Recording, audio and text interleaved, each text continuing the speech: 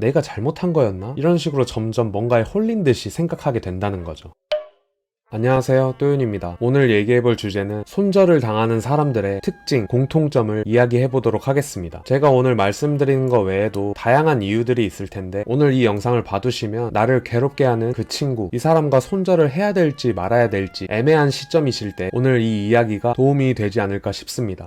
첫 번째는 다른 사람의 마음에 관심이 없다. 무조건 모든 사람들의 마음에 관심을 가져야 하는 건 아닙니다. 꼭 그렇게 해야 되는 건 아니지만 내 주변에 있는 사람, 나의 일상에 속해 있는 사람들과 관계를 맺고 있다면, 그리고 그 관계를 중요하게 생각을 한다면 의무적으로 관심을 가지려고 하는 게 아니라 어쩔 수 없이 관심을 갖게 됩니다. 이야기를 들어보고 싶고 이 관계가 지속될지 말지 그 여부를 떠나서 일단 상대방의 마음을 알고 싶어하고 궁금해하는 게 가장 일반적인 경우예요. 친구에게 뭔가 고민이 있어 보이면 그 고민이 뭔지 궁금하고 어떤 마음인지가 궁금하고 이 외에도 사소한 거 하나까지도 어떤 기분인지 어떤 마음인지 궁금해하는 게 보통이고, 파악하려고 표정을 보거나 말투를 보거나 눈치를 보거나 각자 자기만의 방법으로 상대방의 마음이 어떤지 확인을 하곤 합니다. 그런 것들로 잘 파악하지 못하는 사람일수록 질문이 많아지기도 하고 눈치를 더 많이 보기도 하죠. 그러니까 이 얘기의 요점은 상대방이 나에게 중요한 사람일수록 그 사람의 감정이나 기분이나 마음에 대해서 궁금해하게 된다는 거예요. 꼭 마음 같은 게 아니어도 무엇을 좋아하는지, 어떤 취미를 가졌는지 아주 사소한 것까지도 전부 포함이 됩니다. 근데 손절당하는 사람들의 대부분은 일단 다른 사람의 마음에 관심이 없습니다. 손절당하는 사람들의 기본적인 특징이 한번 싸우고 틀어졌을 때 반복된 사과를 하거나 일방적으로 화를 내거나 그런 어떤 하나의 사건을 만듭니다. 그리고 확실하게 손절을 당하게 되는 경우가 많죠. 이 사람이 반복된 사과를 하는 이유도, 일방적으로 화를 내거나 상처를 주는 이유도 상대방의 마음에 관심이 없기 때문이에요. 반복된 사과를 하는 이유가 뭘까요? 이 사람이 기분을 풀어줘야만 내 기분이 풀리기 때문이에요. 나랑 화해하는 그 액션을 보고 싶어서 조급하게 반복된 사과만 하게 되는 거죠. 제발 풀려라. 그래야 내 기분이 좋아져. 이 사과 내가 몇만 번이든 계속 반복할 테니까 빨리 좀 풀어줘. 그래야 내 기분이 나아져. 이런 느낌이라고 할 수 있습니다. 내가 상대방을 화나게 했다면, 잘못을 했다면 그 잘못이 뭔지를 먼저 인정을 하고 확실히 깨우치고 정확하게 내 잘못을 인지를 한 다음에, 부끄럽고 자존심 상하지만 상대방의 마음이 어떨지를 아니까, 평소에 내가 관심을 많이 가져왔기 때문에 이렇게 화가 났을 때 어떤 식으로 대화를 풀어가야 풀릴지를 알고 있으니까 정말 이 사람에게 맞는 관계를 풀어가는 방식이 진행이 되는 건데, 평소에 이 사람이 어떤 걸 싫어하고 어떤 마음가짐으로 살아가는지를 몰랐었기 때문에 그냥 푸는 방식을 모르니까 가장 쉬운 방식의 사과만 무한 반복을 하는 거죠. 손절당하는 사람의 공통점, 첫 번째는 남의 마음에 관심이 없다 입니다. 만약 본인이 반복된 사과를 친구에게 하고 있다면, 아무리 반복된 사과를 해도 이 친구가 풀리지 않고 있다면 여러분은 그 친구에 대해서 아직 잘 모르고 있을 확률이 높습니다. 그 친구를 잘 알면, 어떤 사람인지 잘 알고 있었다면 내가 굳이 나를 한없이 내려 깎으면서 반복된 사과를 하지 않아도 자연스럽게 풀려갔을 거예요. 생판 모르는 사람의 마음에 관심을 가질 필요는 없습니다. 근데 적어도 내 주변에 내 일상을 유지해주는, 나에게 행복을 주는 사람들만큼은 그 성격이나 마음에 대해서 관심을 가져볼 필요가 있습니다.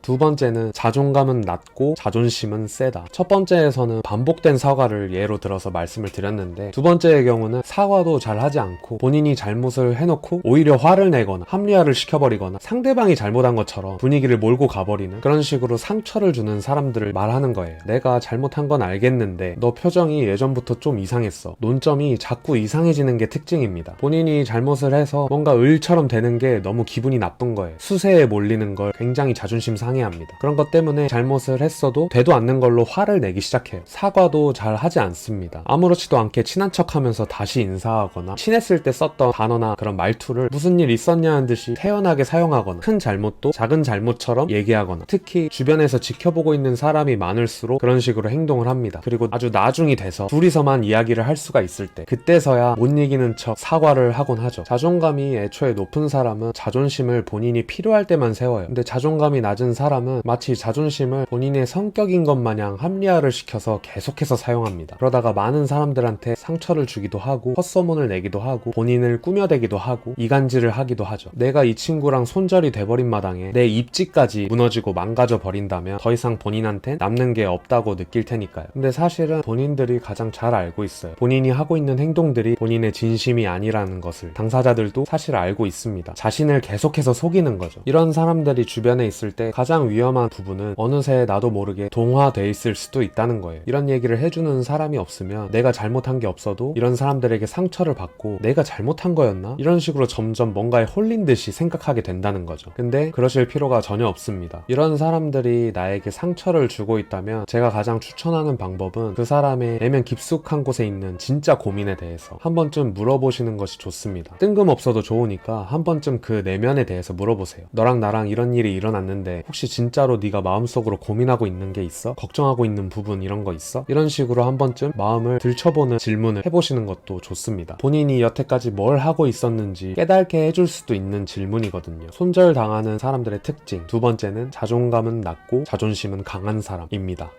오늘은 손절당하는 사람들의 특징 두 가지에 대해서 이야기를 해봤는데요. 손절당하는 특징 다른 영상을 보고 싶으시면 링크를 걸어둘 테니까요. 그 영상을 보시면 더 많은 이야기를 들어보실 수 있습니다. 제가 손절하는 법에 대해서도 이야기를 정말 많이 했었고 사과하는 법에 대해서도 정말 이야기를 많이 했었고 손절당하는 이유부터 다양한 인간관계 영상들을 올렸었는데 오늘 말씀드린 이 두 가지가 그 모든 내용들을 종합해놓은 가장 깊은 특징이 아닐까 싶네요. 이런 특징들을 가지고 있는 사람에게 기회가 없는 건 아닙니다. 여러분들이 그 기회를 줄 수도 있고 출발점이 될 수도 있고 결승점이 될 수도 있어요. 그 사람들을 직접 겪고 있다면 마음이 얼마나 힘들고 상처가 얼마나 많을지 저도 정말 잘 알고 있습니다. 겪고 계신 분들은 부디 그 사람의 인생에 어떤 점이 될 것인가를 잘 선택하시고 그 선택에 오늘 이 영상이 도움이 되었길 바랍니다.